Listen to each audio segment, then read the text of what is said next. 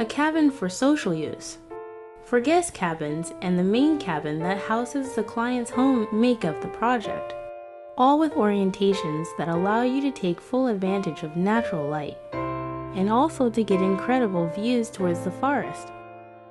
In addition, each cabin has its own terrace.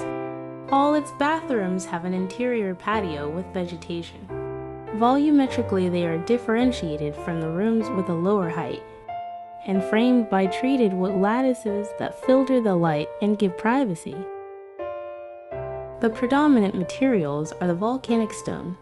That covers the walls, in contrast to the stave and local pine beams that form the structure and finish of the lids.